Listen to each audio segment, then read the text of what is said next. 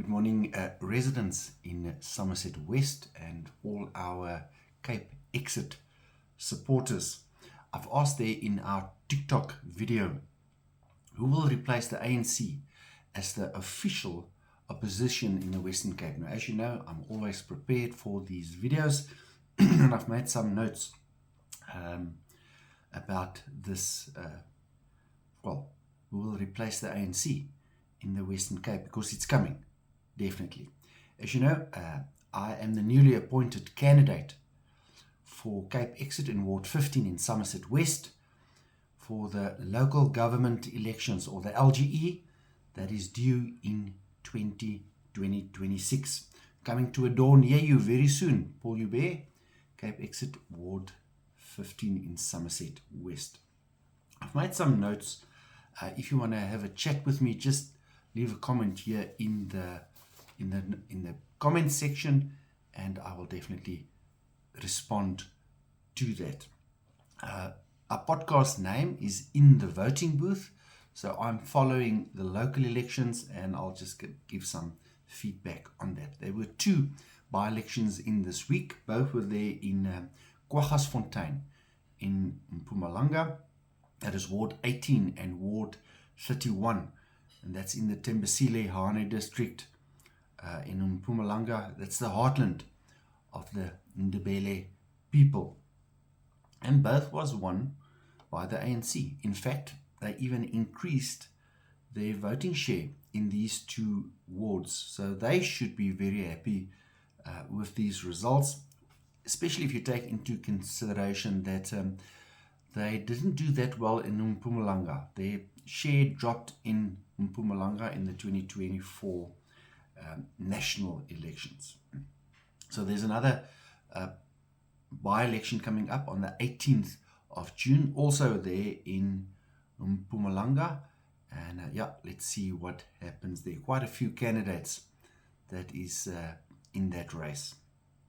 So I've asked who will be the official opposition in the Western Cape to the DNA after 2026. I don't think it's going to be the ANC, and I'm going to give you some stats here. In the last 127 by-elections, the ANC lost support in 77 of those by-elections, or 61%. So their downward spiral into oblivion, and that's what we want, is continuing. They lost Ward 4, if you can remember. Hey, and I mustn't forget about my coffee. Cheers. They lost Ward 4 in the Northern Cape to the PA. And even though they still won in Ward 6, there in the Northern Cape, their share percentage of votes dropped by 27% from the previous election in that ward. So that's significant. The DA, they contested in 73 by-elections and improved in 47, or in 64% of the by-elections. MK contested in 64 and won 8 of them.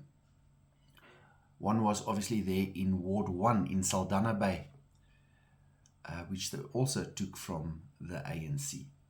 IFP contested in 32 by-elections and improved in 21, or 66%. Although they are fairly regional, so they are focusing on KwaZulu-Natal. Here is where my money is. On the PA, I think they're going to become the official opposition in the Western Cape. They contested in 26 by-elections and improved in 21 of them. That's 81%. They are now the 6th biggest political party in South Africa. And they beat the ANC to win the by-election in Sutherland, also there in the Western Cape. That was now on the 28th of May. Now, yes, they were a provincial party, but I also believe they have, they want to go national. And I can see more and more of them competing and putting up candidates outside of the Western Cape. So let's have a look and see what's going to happen there. So just to refresh your mind, currently the DA has 24 seats, ANC 8 as the official opposition, PA has got 3 seats, and the EFF has got 2 seats there in the Western Cape. Maybe I just want to make a note here. Action SA and RISE are still to compete in a by-election. Now, if you can remember, Herman Mashaba and his Action SA party were positioned centre-right in the elections. And since then, and based on that mandate, they got a lot of white votes. Well, not a lot, but they got quite a few white votes. Now they've repositioned themselves after pitching that mandate to centre-left.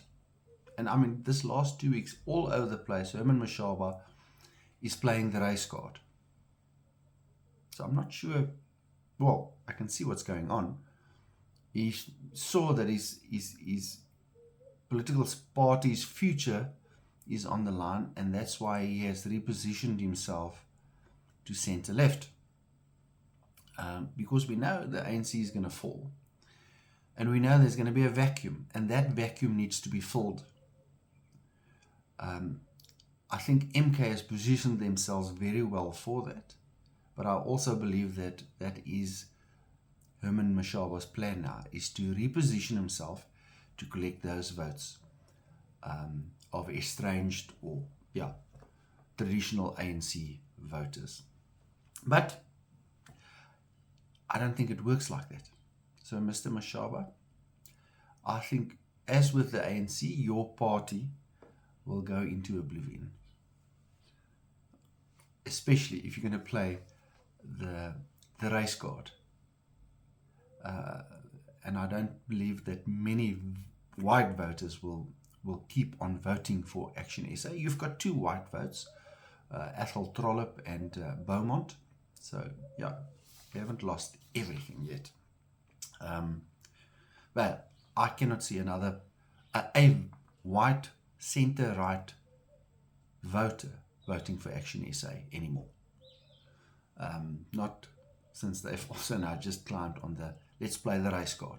If all else fails, let's play the race card. Why do I believe the Western Cape should succeed? They must succeed because the Western Cape is now the jewel in the crown, and they're going to come for the Western Cape, all of them, because the money is gone. Listen to what the AG says. Tsakane Maluleke. That's her report now the other day. 41 of 237 municipalities received a clean audit in the 2023-2024 book year. Okay, 41 out of 237. That is, do your math, 17.2% of our municipalities in this country clean audit. That's shocking. Okay, it is up. It's up by 10. It was 31 the previous year. But at this rate, it's going to take another 50 years to catch up. But that's not what the report says. A report summarized in one paragraph, and that says, little has changed and local government continues to be in a dire state. That is the reality. Okay.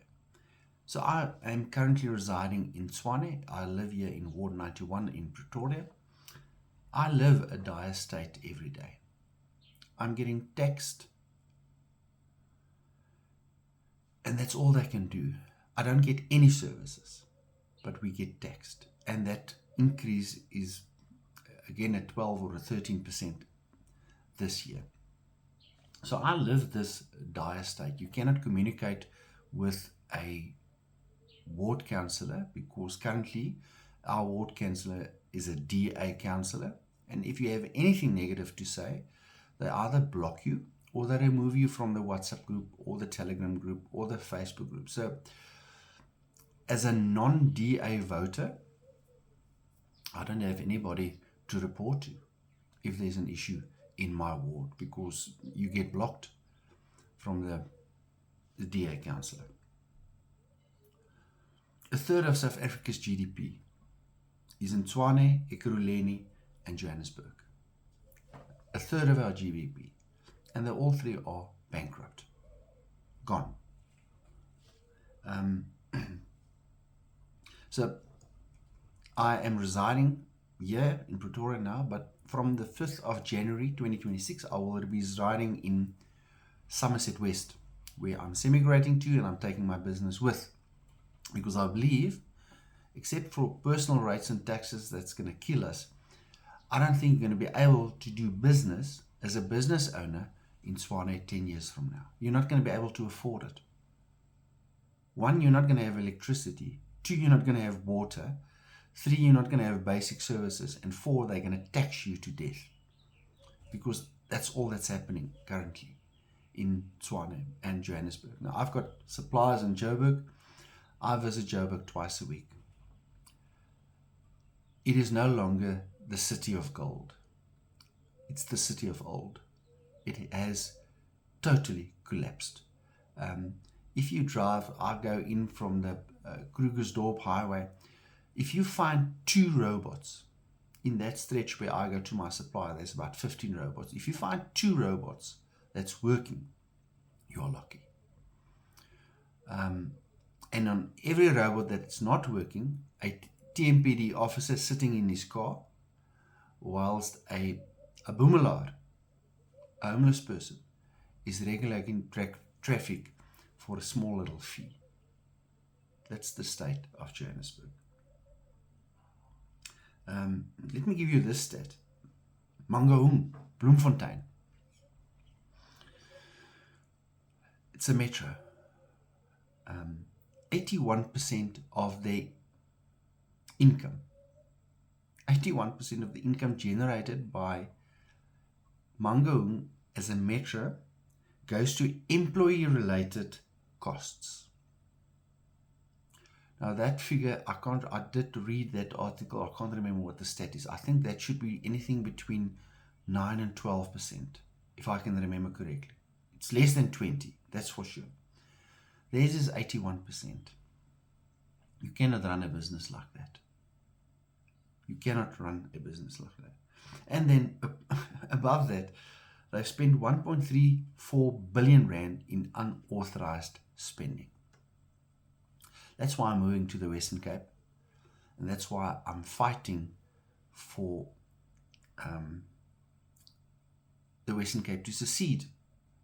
Because if we don't protect this, we can't save the whole country, but we can save the Western Cape if we secede, or get the power down to provincial level so that we can decide what we're going to do with our money. But yeah, so that's my story. I'll see you next Saturday for video number 6, and again some feedback on in the voting booth, what's happening with our local government elections. My name is Paul Joubert. I'm the candidate for Ward 15 in Somerset West for Cape Exit for 2026. See you soon.